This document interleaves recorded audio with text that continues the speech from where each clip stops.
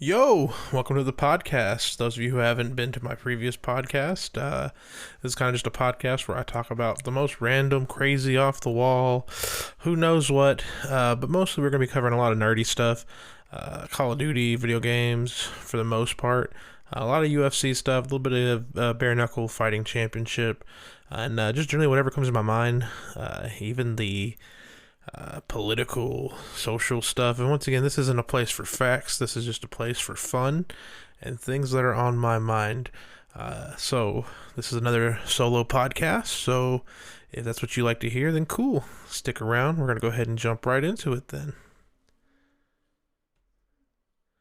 Alrighty, looks like we have Jamal Hill from the UFC. He is in the light heavyweight division. He was the title holder.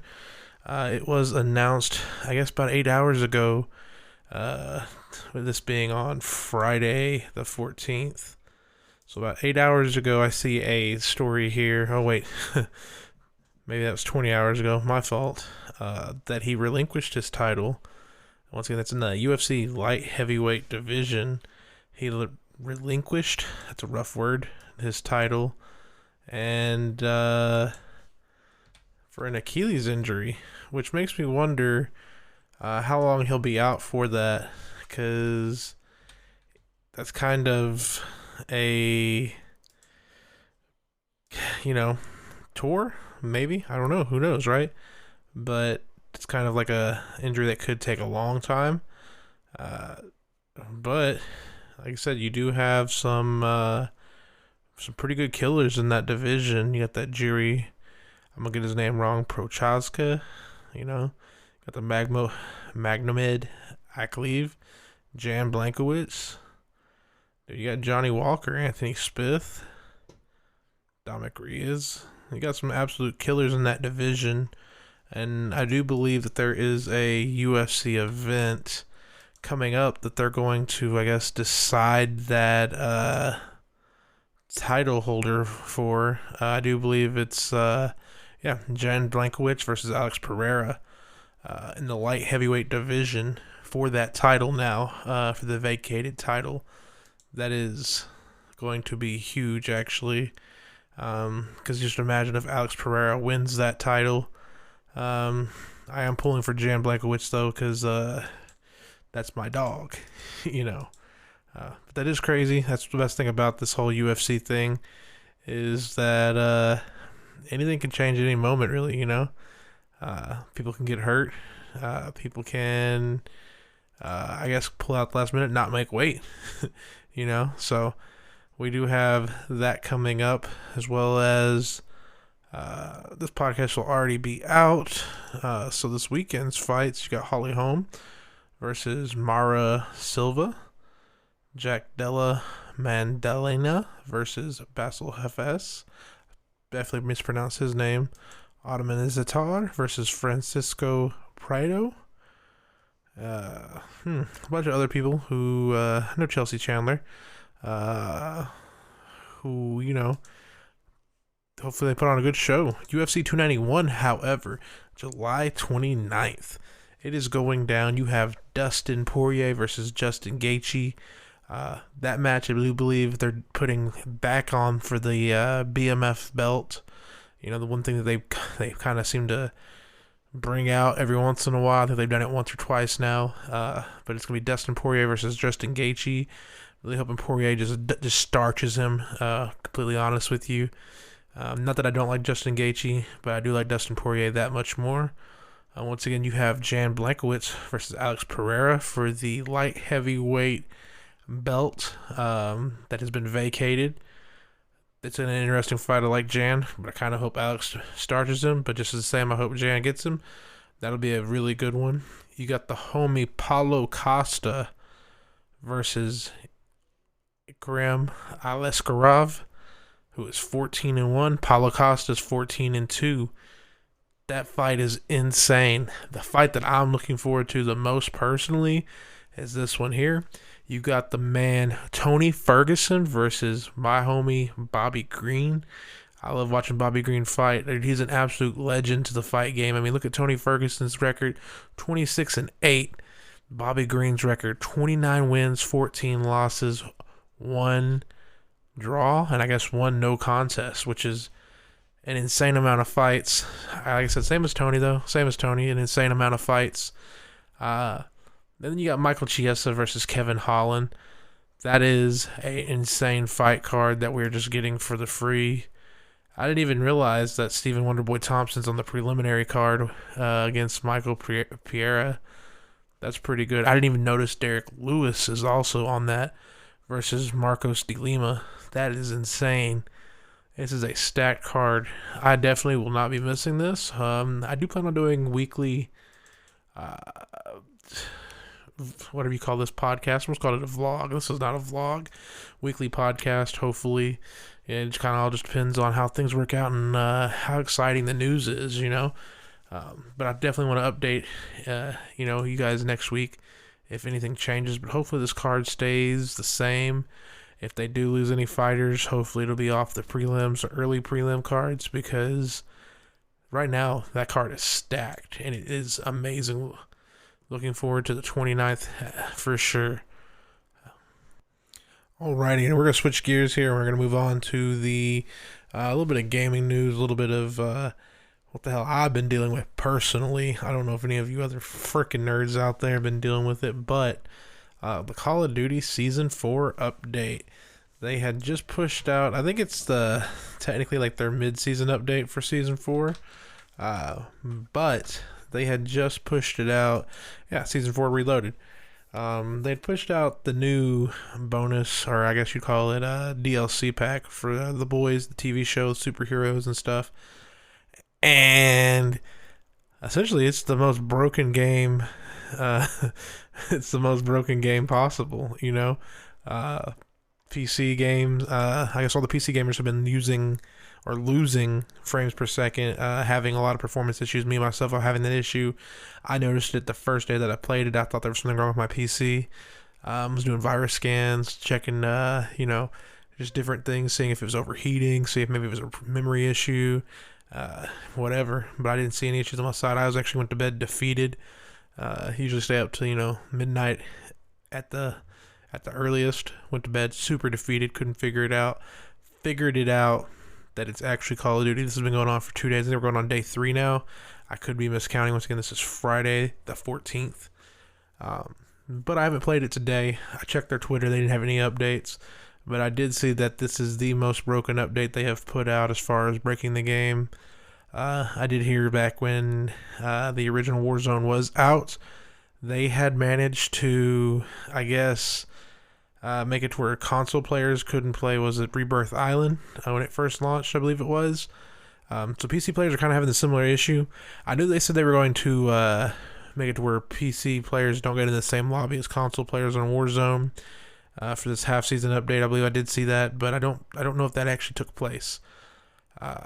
But it is kind of broken. Don't look forward to later on jumping on and kind of raging out because it doesn't work. I've seen the excuse being like, oh, it's a free game. Yeah, I suppose I still spent the, $60 or whatever to buy the actual Call of Duty game. I guess Warzone is free, so it's complaining for no reason, but, fix your game, man. How do you put out a product that's just kind of trash? And especially on like a large scale like that, you'd think you'd have plenty of testers that are willing to sign up and test it out. But what do I know? I don't create video games. I just work a normal job. I'm a retired rapper and a half-assed podcaster. So, what do I know about creating video games? But however, the new update did introduce into Warzone itself essentially superpowers. I forget what it's called. But you get into the drops now, the little cases that you open to find weapons. You can get a superpower. It lasts for a little, a couple of minutes. I believe it is maybe like a minute. Not really sure. I never actually let it last the whole time without picking another one up. You can either get the teleportability, which relaunches you back into the sky. You can get the laser eyes, which from everything I've seen is OP, but I haven't used it because I was having too much fun using the teleportation to get out of fights. And I believe the third ability is a thunderclap type ability that's got a limited range. I haven't actually seen it used besides like on TikTok videos here or there. But you know what? It is what it is. Hopefully, they fix it. I personally did not enjoy what little bit that I did play. I did not enjoy the uh, superhero aspect, or whatever you want to call it. The superpowers, I guess, is the word I'm looking for. If I wanted to play like something like that, I think I'd jump on Fortnite, no build, and just play the super, weird updates they be doing with the jumping and the Dragon Ball Z and everything. Not knocking Fortnite, it's its own game. I just particularly don't enjoy that. I do enjoy Call of Duty because it's like an arcade military style game. Well, it was, they do a thing every year where they bring out just different weird weapons instead of being like, oh, well, here's, a knife that you knife people with. It's like, oh, well, here's a candy cane that you bonk people with and it kills them. And just the old man in me, I guess, complaining about a game. But it is what it is. They've introduced a few new maps. I think there's like one called Vondel Waterfront, I think is what it is, for multiplayer. Played it a little bit. It's pretty solid. It's got some pretty good lanes, lanes of sight. Really good on domination. Kind of one-sided, really. If you take the building, you can just hold it down. However, there are buildings on each side, so I haven't really tried the opposite side. They also put in some new game modes. I believe there's one that's like kill confirmed, but I think it's kill streak confirmed instead of the plates, or not the plates, but the dog tags accounting to your points. I think it accounts to your kill streak points, and your kill streaks don't reset, or they just reset, I believe, and they stack. I'm not really sure. 100% didn't play it. Didn't look interesting to me at all. I'm having this issue once again. This happens every year around this time. You start to lose interest in Call of Duty. They announce the next Call of Duty. You regain interest. You buy it. You are disappointed. It's just the way she goes. It's just the way she goes. So we'll see. We're gonna stick by. Hopefully they save this season of Call of Duty and they don't abandon it. However, in Call of Duty news, also I did see that Activision, I believe it was bought out by Microsoft, if I remember correctly. So now all of the Call of Duty games are available on the Xbox Game Pass. I don't know if that's officially official today. Officially official. But I do know that it is happening. I do believe that we will have every single Call of Duty now available to us on the Xbox Game Pass, which is great news because that means they should be relaunching the servers. Those of you who aren't also freaking nerds would know this, but it was really dangerous to be playing Call of Duty, especially on PC, because the servers were essentially either shut down or non-guarded, I believe would be the word. There had been people being hacked or viruses being transferred, or their computers essentially becoming slaves to other computers, just from them playing, like, let's say Call of Duty 4, like the original, even Black Ops, I think even Modern Warfare 2. So hopefully now that Activision has been bought out by Microsoft is going to take care of these servers. Hopefully put them on some, I really don't know how servers work that well, but hopefully they get that taken care of, because it'd be cool to run some Modern Warfare 2, some original Black Ops, Black Ops 2, all the good stuff that you can't run now. I think it's like maybe $15 a month. Let's just say it's $20 a month, regardless, either way, for all of the Call of Duties, even the old Call of Duty, I believe is on there, like the original Call of Duty that first had multiplayer. All of them are on there. I don't know how the servers are going to work, but hopefully they take care of those, because that's an amazing news. That's just part of the buyouts. I'm pretty sure they're buying like all types of companies and stuff like that themselves. So I did hear, maybe it's because I don't know enough about it. Thought like they bought the company who had Bethesda as well, which is great news, because then Bethesda gets to say, all right, cool, give us some of that Microsoft money, which I think Microsoft already owned them, but you see my point. Like, there's a lot of studios that are like within that brand that have the ability to launch. Look, I'm gonna be honest with you, I'm looking forward to a new Fallout, but I want the new Fallout built by Black Isle again. That way we don't have another garbage Fallout 4 or Fallout 76. Just give it to Black Isle, let them do their thing. Bethesda, y'all stick to the Elder Scrolls games, and whatever the hell this new Starfield, I think it is. Yeah, stick to that, because the last two Fallouts that they've put out have been diaper rash doo-doo. Like, it's been pretty bad. So please, if somebody knows them there, stick to making those. Let Black Isle take back over the Fallout franchise, please. Alrighty, let's take a moment to thank our partner over at O Musically. We support underground music. Thank you, Erica E, for sponsoring the podcast. If anybody needs any help with music distribution, anything to do with music, really promotion, booking, EPKs, anything like that, you need to go ahead and hit up Erica Eve at O Musically, the biggest supporter in underground music. Go give her a shout out. Once again, that's Erica Eve at O Musically. Thank you for supporting the podcast, and thank you for supporting underground music. Let's get back into it. Moving right on to the Ukraine war news, which is one of my favorite things to read about personally, because it's, look, I grew up watching like the History Channel back when the History Channel was actually the History Channel.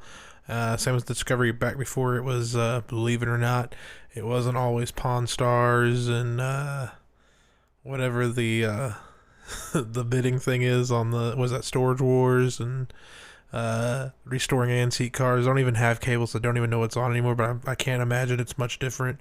But they actually used to show history, and I remember growing up watching a lot of World War II, World War One, but mostly World War II and Vietnam documentaries. You could turn that on at any time, and it'd just be Vietnam, World War II, content, and just soaking it up at an early age, which probably wasn't good, but it did teach me a lot. Maybe not enough, but in the Ukraine war, it's like modern, I would call it, history being made. You got a country who essentially, we're not going to talk about as much how much we're helping them, but we're essentially watching a country defend off what was supposed to be one of the greatest fighting powers in the world, however, they are fighting them, at least from what we're seeing, stalemating them. I wouldn't say fighting them off, but either making the war last longer than it should have. Essentially almost stalemating them, depending on where you get your news sources from. However, they did just receive cluster munitions from the United States, I believe it was, who the cluster munitions have been banned by more than 100 countries. However, Ukraine received them from the U.S. I did see earlier, and I don't know where, so I can't really whatever you call it, state my source. It could have just been a TikTok video, which you can't believe things that you see on TikTok. But I believe it was like a Philip DeFranco, maybe, who said that they had already had them. They just hadn't used them. So it's like obviously they had been sent them early and they voted them in, which I don't know. I don't know the truth behind that, which, I'm sure there's a lot of that stuff going on. I've seen that Russia was complaining that it's inhumane, but mind you, they have been using cluster munitions since the beginning of the war, essentially, from what I've seen through videos and the different Telegraph links that I've read, and just different Philip DeFranco videos and stuff like that. Who he really covers this whole thing pretty well. People can say that he's biased to America or whatever, but look, it is what it is, man. That's the news we're getting. But these things are banned in banned by a lot of countries, mostly because I guess when they they go up in the sky, they explode, and I guess sending munitions, I don't know if it's miles, but essentially spreading them out over a distance, and they should explode again. However, they don't always explode on impact like they're supposed to. So, you'll get essentially a bomb that explodes in the air, sending many, many other bombs that are supposed to explode on impact, but when they don't. And then you get, little Timmy who, the war's over and he comes and he finds it and it blows up. And it either kills little Timmy if he's lucky, and if not, then it seriously wounds him to where he'll never really live a good, happy life or, the equivalent of that. So it's a big deal. But I did see a percentage saying that, because, they're taking these percentages back, I guess, from Vietnam and like other wars that they were used in, that 45% of them, I think it was the number they were throwing around, did not explode on impact. But I seen a number today. I actually might have been listening to the Telegraph podcast when they were speaking on the Ukraine war, and they are saying that the American modern day cluster bombs only fail at below, I think it's a 1% rate, which once again that could just be the word virtue signaling. I'm not really sure, but it could be that. But they're using it, but it's also on a very limited use. You can only use them. I guess they got the okay for trench warfare, or maybe if it's not in cities. Obviously, that you don't want that in cities, hurting civilians and stuff. But these things are very effective, apparently, at like clearing out trench warfare and other trenches and stuff, which is a lot of what you're seeing on the front lines. Is very reminiscent, I guess they say, of like World War II and stuff, which is like trenches. A couple of feet in front of you, there's the enemy, and you're just fighting trench to trench to trench. These things apparently are going to be very, very, very useful for that, from what I was reading. Will it change the tide of war? We shall see. I'm wondering if Russia had been using these on them in the trench warfare. But once again, you would think so, right? Correct, since that's what Ukraine said that they're going to use them for. But we shall see how that, if this changes anything. Truthfully, I don't think it changes anything at all. I do believe that you're still going to see essentially what is a stalemate, and if not, then a slow grind for the Ukraine army, or whatever you want to call their force, their fighting force. The Ukrainians, however, I've seen that they were retaking Bakhmut little by little, and it's an interesting whole. Like, the entire idea is scary and interesting, because you're seeing a country be invaded again, which I don't think I was around when they were first invaded. But you're seeing it.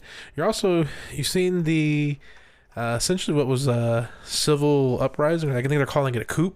A coup, my bad. A coup. A coup's a vehicle, right? A coup that happened in Russia with is his name Yevgeny Prigozhin, and he pretty much marched all the way to Moscow, I believe it was, and then turned his troops around and said, "All right, we're going home. We proved what we wanted." Different reports of him coming out as missing. People are saying, I think some generals have said that it's a very high chance that he is either dead or in a prison. There's reports that he went back to Moscow after being told to essentially go to Belarus and stay, and he would be given like free leeway or whatever. Like, hey, we're just gonna let you go. Which anybody who like kind of knows anything about Putin, that's not how that works. Especially after you've embarrassed him on like a global scale and everybody's eyes were on you. Of course, like, nobody really knows because of how Russia handles a lot of their news. They're not going to really say anything. I do wonder if that man is alive, and if he is, like, what the big why he's hiding. I mean, we know why he's hiding, but you get what I'm saying. Like, why he is not coming out. They have supposedly dispatched his entire force that was his army, and they're supposedly living in Belarus. Once again, he's kind of not been seen. He hasn't been seen or heard from for a while, so I mean, it's probably in the gulag somewhere, if you ask me. I don't really know, though. I don't I don't have any insider information. These are all just things that have piqued my interest about it, though, because the man marched all the way to Moscow with his soldiers and met little to no resistance, as well as I've seen that Russia's getting ready to have another one of their famous parades, where they bring all their military equipment and they show it all off.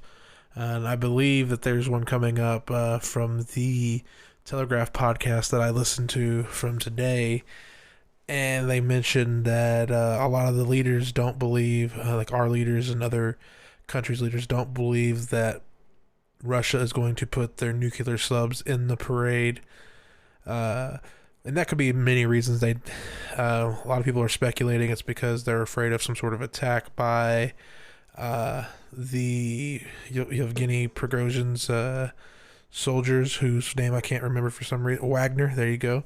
The Wagnerites or Wagner forces. Some people also believe it might be because, they need to be ready just in case, anybody was to strike, which I think is more the reason, because any good leader would think that they don't want their nukes or their nuclear capable subs in a parade instead of right now in the time that they're at war, obviously in a war scenario just in case. But we're going to talk about war one more time. We're talking about North Korea. I did see that they have recently tested yet another missile. This missile was, they already have the ability to reach America apparently, but this missile, I believe they said flew for, was it 54 minutes or 45 minutes? Which from what I was reading said that it could still reach America. I don't know if they're going to be crazy enough to actually use that thing. And I'd like to think that we're giving all this stuff to the Ukraine. I'd like to think that we have enough of force to shoot down this missile. I'm sure we have, once again, this is coming from a guy who has very limited to no military knowledge at all. But I'd like to think that we have enough items that are around pretty much essentially that island or country that is North Korea that we would shoot that down, no problem. Now the issue is, I guess, depending on knowing if it's a attack or a test or what they're doing. I like, in my American ignorance, I'd like to think that we have the ability to know that based on having spies and stuff. But once again, that's just having American ignorance. They keep showing things that we have that we don't know about. Like they talked about, the Titan sub exploding, and the United States Navy said, yeah, we knew that the day it happened. We have underwater listening things for subs or something like that. And I was like, yo, that's pretty crazy. Like, how did we didn't know that? Which, I mean, I guess it's a good thing that everybody doesn't know that, but now they do. I think the same thing with the weather balloons that they said were UFOs, and the Chinese weather balloon, and they were like, yeah, we knew it was up there. We have the ability to pretty much know when things are in the air at any time. And once again, that's kind of scary. I mean, it's not scary, but it's good to know. It's a good thing that we're America and that I'm an American, and no offense to any of my non-American listeners if I have any. But that's crazy. That's crazy to think about, actually insane. So, like I said, maybe North Korea isn't, I don't think it's a threat. And I'd like to think that if they were to shoot a missile, we would know about it and we would swat it down, no problem. I don't really know, what happens if you invade that country. I do know that I personally feel like if things are to pop off with this Ukraine thing and World War III happens, which, we are definitely teetering in that direction. We are teetering in that direction. I think Biden had just activated, was it 20,000 or 30,000 United States troop from, is it the active duty or whatever, reserves or whatever, to active duty for something going on in Europe. I'm pretty sure that they named it like some sort of Atlantic Freedom, or I don't know. I'm not going to research it. I'm sorry. I'm not going to pull it up. I'm already got everything shut down. However, sometimes you got to read the writing on the wall, and it's not looking good. It kind of looks like he's getting ready to defend, but I don't know. Politics are all guessing games because they're not going to tell us right off the rip what the idea is. However, I think they said this happened before, and nothing happened as far as that goes. But to wrap everything back into the war thing, I do think that we are preparing for that. I do think that North Korea obviously joins Russia in a world war. China, I think they've not condemned Russia, but pretty much told Russia not to nuke anything, which people were worried that China was going to be on Russia's side, but they say that they told Russia in their meeting that nukes should be like an off-limits thing. That's what China's saying, but once again, from what I've learned from my limited research, you can't really believe what China says. They're kind of like Russia. They lie to you. But we will see. Hopefully we're not going to have another world war. Hopefully, the sky doesn't glow. All of that thing. It's a crazy world we live in, man. We're just trying to make it every day. And hopefully you have an easy time making it. Hopefully this podcast makes things a little bit easier just listening to the ramblings of some like strange man.